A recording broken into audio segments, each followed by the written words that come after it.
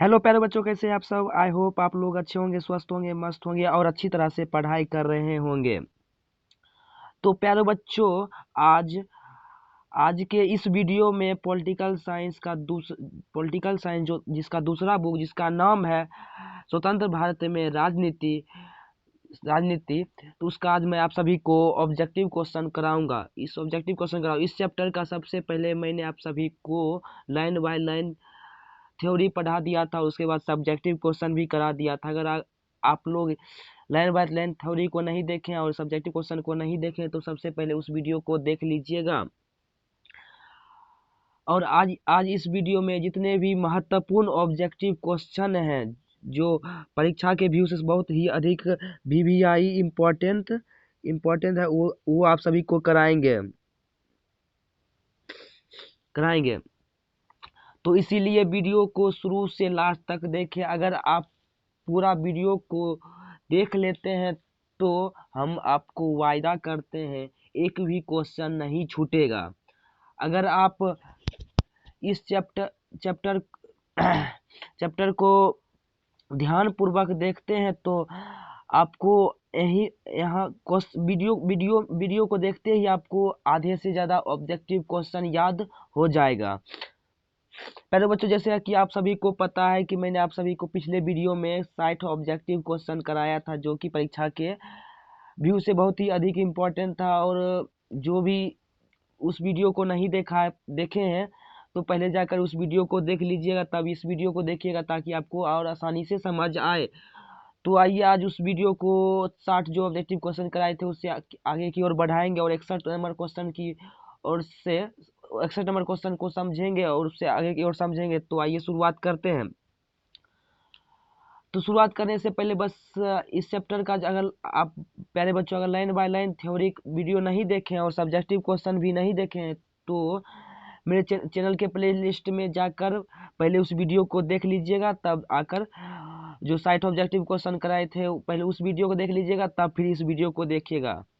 तो आइए वीडियो को आगे बढ़ाते हैं। और वीडियो को आगे बढ़ाने से पहले आप बस चैनल को सब्सक्राइब कर दें और वीडियो को फुल वॉच करें। अगर वीडियो आपको पसंद आती है और कुछ देखने के बाद अगर आपको कुछ सीख मिलता है तो वीडियो को एक लाइक एक कमेंट जरूर कर दें और शेयर अपने फ्रेंड के यहाँ जरूर करें ताकि वे भी इस वीडियो के माध्यम से अपनी तैयारी अच्छी तरह से कर सके 2025 की बोर्ड एग्जाम के लिए।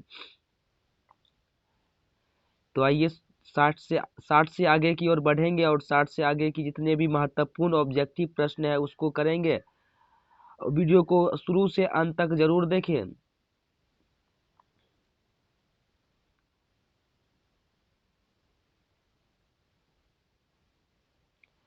आइए जानते हैं 60 नंबर प्रश्न क्या कर रहा है।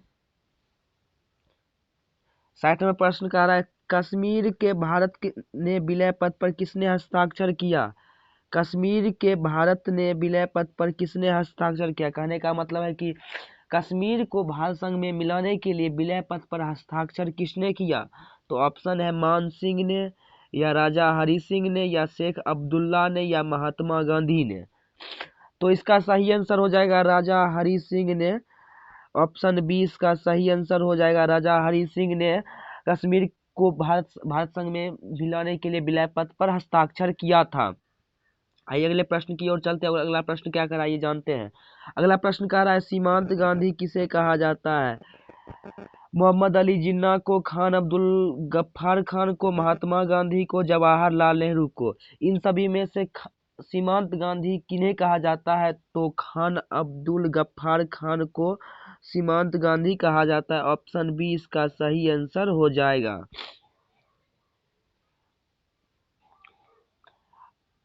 अगला प्रश्न क्या कराइए जानते। अगला प्रश्न है आजादी से पहले भारत में रजवाड़ों की संख्या कितनी थी। कहने का मतलब है कि जब भारत आजाद नहीं हुआ था तो उससे पहले भारत कितने रजवाड़ों में बटा हुआ था, तो उसकी संख्या कितनी थी। तो 600, 665 या 565 या 540। तो इसका सही आंसर हो जाएगा सॉरी ऑप्शन सी 565 इसका सही आंसर हो जाएगा। ऑप्शन सी इसका सही आंसर हो जाएगा। 565 रियासतों की कुल संख्या थी। रियासत और रजवाड़ा एक ही हुआ प्यारे बच्चों। अगले प्रश्न की ओर चलते हैं और अगला प्रश्न जानते हैं झारखंड, छत्तीसगढ़, उत्तराखंड को राज्य का दर्जा कब मिला? जो वर्तमान समय में झारखंड, छत्तीसगढ़, उत्तराखंड एक राज्य है, तो इसको सर राज्य का दर्जा कब मिला था? तो 2014 में, 2001 में, या 2000 में, या 1999 में? तो 2000 ईस्वी में झारखंड, छत्तीसगढ़ और उत्तराखंड को राज्य का दर्जा मिला था। ऑप्शन सी इसका सही आंसर हो जाएगा। 2014 में अब तो आपको पता ही होगा बच्चों की तेलंगाना को राज्य का दर्जा मिला था, आंध्र प्रदेश से अलग करके 2014 में तेलंगाना को। तो समझ गए। अगले प्रश्न की ओर चलते हैं। अगला प्रश्न क्या करा ये जानते हैं। अगला प्रश्न कह रहा है, भारत को अपनी आजादी के लिए बहुत बड़ी कीमत चुकानी पड़ी, या किसने कहा? किस व्यक्ति ने कहा कि भारत को आजादी के लिए बहुत बड़ी कीमत चुकानी पड़ी? तो नेहरू जी ने कहा, कि के.एम. मुंशी ने कहा, या महात्मा गांधी ने कहा, या पटेल जी ने कहा? तो के.एम. मुंशी ने कहा कि भारत को आजादी के लिए बहुत बड़ी कीमत चुकानी पड़ी। ऑप्शन बी इसका सही आंसर हो जाएगा।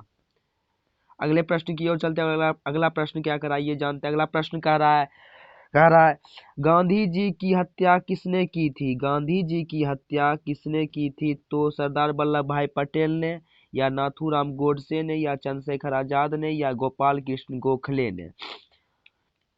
तो इसका सही आंसर हो जाएगा नाथूराम गोडसे ने गांधी जी की हत्या की थी। तो ऑप्शन बी इसका सही आंसर हो जाएगा। कब किया था? तो 30 जनवरी 1948 ईस्वी में महात्मा गांधी को नाथूराम गोडसे ने गोली मारा था। कितना गोली मारा था? तो 3 गोली, ये भी याद रखिएगा, 3 गोली मारा था। तो आशा करते हैं आप लोग समझ गए कि गांधी जी की हत्या किसने की थी। तो नाथूराम गोडसे ने की थी। कब की थी? तो 30 जनवरी 1948 ईस्वी को किया था। कितना गोली मारा था? तो 3 गोली मारा था। तो इसको भी याद रखिएगा। उसके बाद अगले प्रश्न की ओर चलते हैं। अगले प्रश्न क्या कराए जानते हैं। किसने भारत के प्रथम प्रधानमंत्री के रूप में नेहरू जी को शपथ दिलाया था? नेहरू जी जब पहली बार शपथ ले रहे थे तो प्रधानमंत्री के रूप में, तो इनको शपथ दिलाने वाले कौन व्यक्ति थे? तो ऑप्शन है महात्मा गांधी, या लॉर्ड माउंटबेटन, या डॉक्टर राजेंद्र प्रसाद, या भीमराव अंबेडकर? तो इसका सही आंसर हो जाएगा ऑप्शन बी लॉर्ड माउंटबेटन, जो भारत के प्रथम प्रधानमंत्री के रूप में नेहरू जी को शपथ दिलाए थे। ऑप्शन बी इसका सही आंसर हो जाएगा। अगले प्रश्न की ओर चलते हैं। अगला प्रश्न कर रहा है, भारत की संविधान सभा का गठन किस योजना के आधार पर हुआ था? भारत का जो संविधान सभा का गठन हुआ था तो किस योजना के आधार पर हुआ था? तो क्रिप्स मिशन, या माउंटबेटन योजना, या कैबिनेट मिशन योजना, या इनमें से कोई नहीं? तो इसका सही आंसर हो जाएगा कैबिनेट मिशन योजना, जो 1946 ईस्वी में आया था संविधान सभा का निर्माण करने के लिए। तो इसका सही आंसर ऑप्शन सी इसका सही आंसर हो जाएगा। तो ये भी आपसे पूछा जाएगा कि संविधान सभा कैबिनेट मिशन कब आया था? तो इसको भी याद रखिएगा, 1946 ईस्वी में कैबिनेट मिशन आया था। उसके बाद अगला प्रश्न की ओर चलते हैं। और अगला प्रश्न क्या कर रहा है, संविधान सभा के प्रारूप अध्यक्ष कौन थे? संविधान सभा का जो स्थापना हुआ था 1946 ईस्वी में, तो इसका प्रारूप अध्यक्ष किसे बनाया गया था? तो ऑप्शन है मौलाना आजाद को, बी.एन. श्रीनिवासन को, या भीमराव अंबेडकर को, या राजेंद्र प्रसाद को? तो इसका सही आंसर हो जाएगा भीमराव अंबेडकर को संविधान सभा का प्रारूप अध्यक्ष बनाया गया था। ऑप्शन सी इसका सही आंसर हो जाएगा। उसके बाद आपसे पूछा जाएगा कि अस्थाई अध्यक्ष किसे बनाया गया था? संविधान सभा का अस्थाई अध्यक्ष किसे बनाया गया था? तो डॉक्टर राजेंद्र प्रसाद को भारतीय संविधान सभा का अस्थाई अध्यक्ष बनाया गया था। तो इसको भी याद रखिएगा। अगर आपसे क्वेश्चन पूछा जाएगा कि संविधान सभा के प्रारूप अध्यक्ष किसे बनाया गया, तो भीमराव अंबेडकर को, और अस्थाई अध्यक्ष किसे बनाया गया, तो डॉक्टर राजेंद्र प्रसाद को। तो इसको भी याद रखिएगा। अगले प्रश्न की ओर चलते हैं। अगला प्रश्न क्या कराइए जानते हैं। अगला प्रश्न कह रहा है भारतीय नागरिकों को कितना मौलिक अधिकार दिया गया है। कहने का मतलब कि जो भारतीय नागरिक हैं उनको संविधान में कितना मौलिक अधिकार दिया गया है। तो ऑप्शन है 6, 7, 9 या 5। तो इसका सही आंसर हो जाएगा 6 मौलिक अधिकार दिए गए हैं। ऑप्शन ए इसका सही आंसर हो जाएगा। भारतीय नागरिकों को 6 मौलिक अधिकार दिए गए हैं। पहले पहले पहले भारतीय नागरिकों को 7 मौलिक अधिकार दिए गए थे, लेकिन एक मौलिक अधिकार संपत्ति का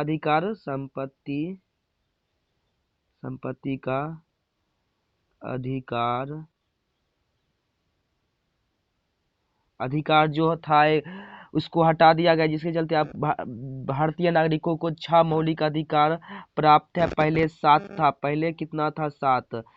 तो अभी वर्तमान में कितना है, तो 6 मौलिक अधिकार है। तो अगर आपसे पूछा जाएगा क्वेश्चन की कौन सा मौलिक अधिकार को हटाया गया है, तो इसको याद रखिएगा, संपत्ति का अधिकार को हटा दिया गया है। अगले प्रश्न की ओर चलते हैं। अगला प्रश्न क्या कर रहा है ये जानते हैं। अगला प्रश्न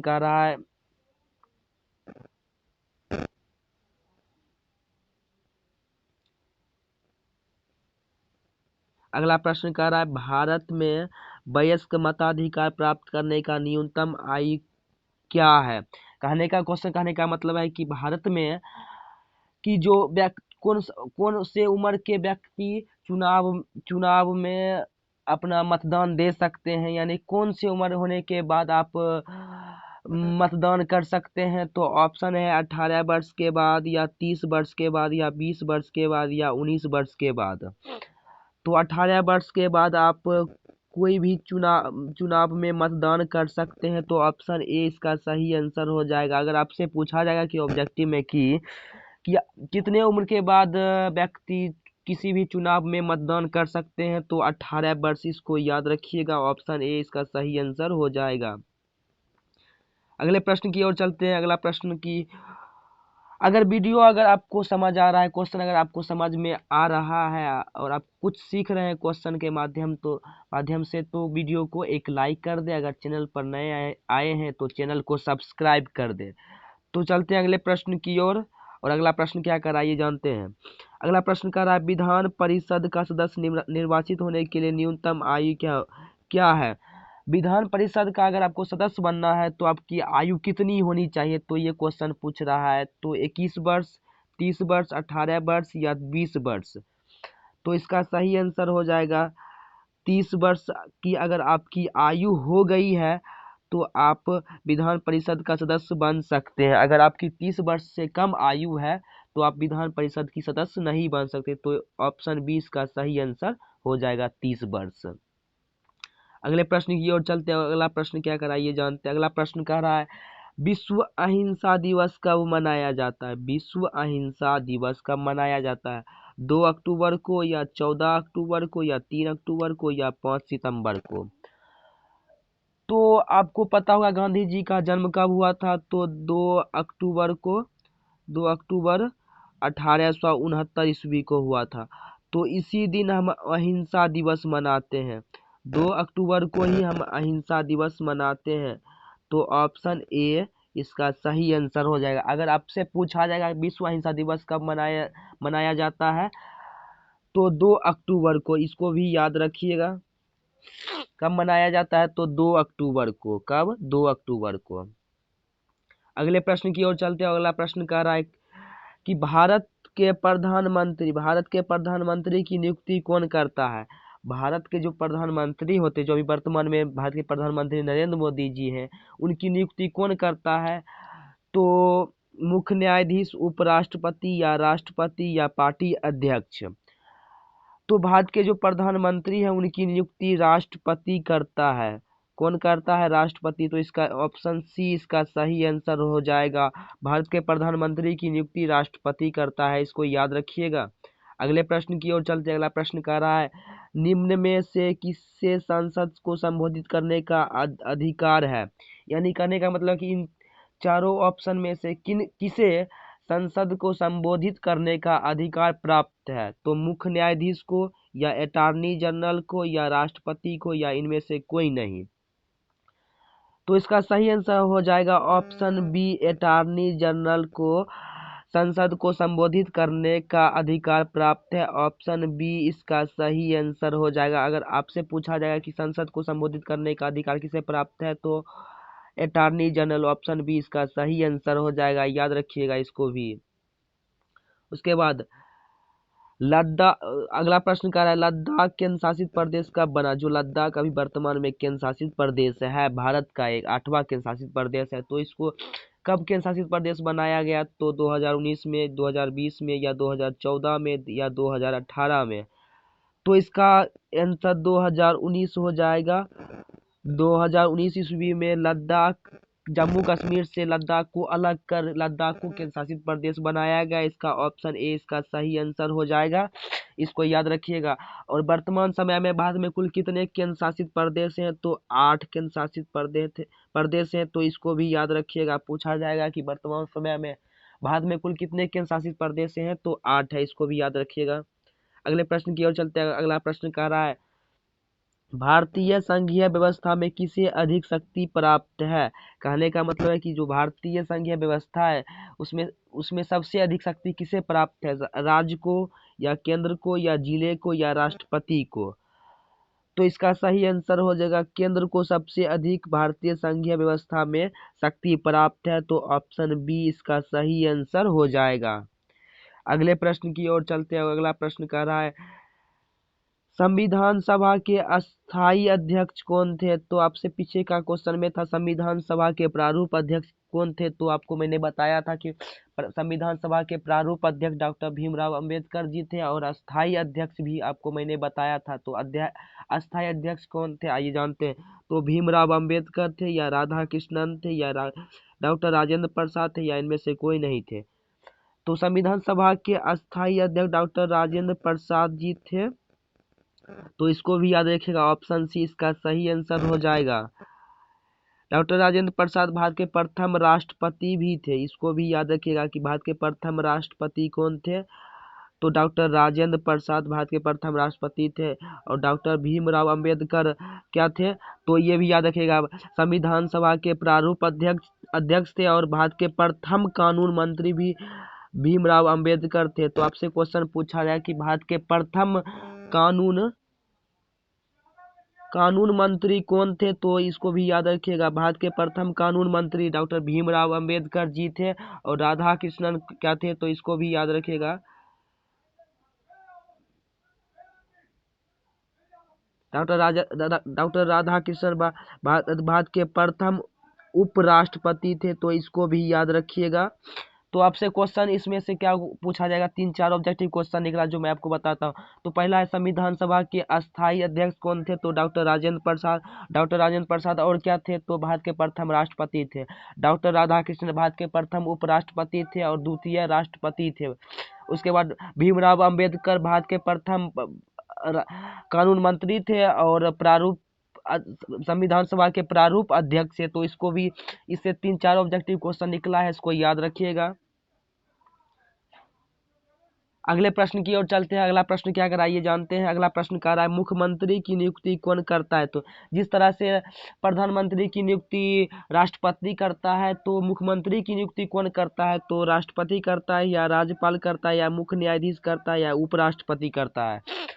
तो इसका सही आंसर हो जाएगा राज्यपाल मुख्यमंत्री की नियुक्ति करता है। जिस तरह से केंद्र में सबसे अधिक शक्ति प्राप्त राष्ट्रपति को है, तो उसी तरह राज्य में सबसे अधिक शक्ति प्राप्त राज्यपाल को है। तो इसका सही आंसर हो जाएगा ऑप्शन बी, राज्यपाल ही मुख्यमंत्री की नियुक्ति करता है। तो इसको भी याद रखिएगा। और अगले प्रश्न की ओर चलते हैं। अगला प्रश्न कह रहा है स्वतंत्र भारत में प्रथम आम चुनाव कब हुआ था। कहने का मतलब है कि स्वतंत्र जब भारत आजाद हो गया, तो आजाद होने के बाद प्रथम आम चुनाव कब हुआ था। तो 1951 में, या 1950 में, या 1952 में, या 1954 में। तो इसका सही आंसर हो जाएगा 1952, इसका सही आंसर हो जाएगा ऑप्शन सी। 1952 में प्रथम आम चुनाव हुआ था, तो इसको भी याद रखिएगा। और प्रथम आम चुनाव में किस पार्टी को विजय प्राप्त हुआ था, तो इसको भी याद रखिएगा। कांग्रेस पार्टी विजय हुई थी, और इसके प्रधानमंत्री जवाहरलाल नेहरू जी बने थे। प्रधानमंत्री जवाहरलाल नेहरू जी बने थे, तो इसको भी याद रखिएगा। अगले प्रश्न की ओर चलते हैं और यह लास्ट प्रश्न है इस चैप्टर का। उसके बाद यह चैप्टर हमारा जो है खत्म हो जाएगा। उसके बाद हम अगले चैप्टर की ओर बढ़ेंगे। तो आखिरी प्रश्न क्या कह रहा है, यह आखिरी प्रश्न जानते हैं कि आखिरी प्रश्न कह रहा है भारत के प्रथम शिक्षा मंत्री कौन थे। कहने का मतलब है कि क्वेश्चन कह रहा है कि भारत के जो प्रथम शिक्षा मंत्री कौन थे। तो किन्हें प्रथम शिक्षा मंत्री बनाया गया था, के एम मुंशी को, या भीमराव अंबेडकर को, या राजेंद्र प्रसाद को, या अबुल कलाम आजाद को। तो इसका सही आंसर हो जाएगा ऑप्शन डी। इसका सही आंसर हो जाएगा अबुल कलाम आजाद को। एक अबुल कलाम आजाद को भारत के प्रथम शिक्षा मंत्री बनाया गया था। एक है अब्दुल कलाम आजाद, जिन्हें हम मिसाइल मैन भी कहते हैं, और एक है अबुल कलाम आजाद। यानी अबुल और अब्दुल में अंतर है। तो अबुल कलाम जो हमारे भारत के प्रथम शिक्षा मंत्री थे, और अब्दुल कलाम आजाद जो कि हमारे देश के मिसाइल मैन थे। तो इसको याद रखिएगा, इसमें घबराइएगा मत और कंफ्यूज मत होइएगा कि अबुल कलाम आजाद और अब्दुल कलाम आजाद एक ही है, दोनों अलग अलग व्यक्ति हैं। तो इसको भी याद रखिएगा। ठीक है बच्चों, आप लोग समझ गए होंगे। तो हम वीडियो, हमारा जो ऑब्जेक्टिव क्वेश्चन था वो खत्म हो गया है, और जो हमारा चैप्टर था राष्ट्र निर्माण की चुनौती, वो भी खत्म हो चुका है। खत्म हो चुका है। अब हमारा जो पॉलिटिकल साइंस जो था चैप्टर 1, वो भी खत्म हो गया है। तो वीडियो को हम यहीं पर द एंड करते हैं। और जाने से पहले अगर वीडियो आपको अच्छी लगी है तो वीडियो को एक लाइक कर दे, और चैनल पर नए आए हैं तो चैनल को सब्सक्राइब जरूर कर दें। और वीडियो कैसा लगा है तो उसमें कमेंट जरूर करें, और वीडियो को शेयर अपने फ्रेंड के यहाँ जरूर करें, ताकि वे भी इस वीडियो के माध्यम से अच्छी तरह से तैयारी कर सके। तो ठीक है बच्चों, चलते हैं, बाय बाय, फिर कल मिलते हैं। बाय बच्चों।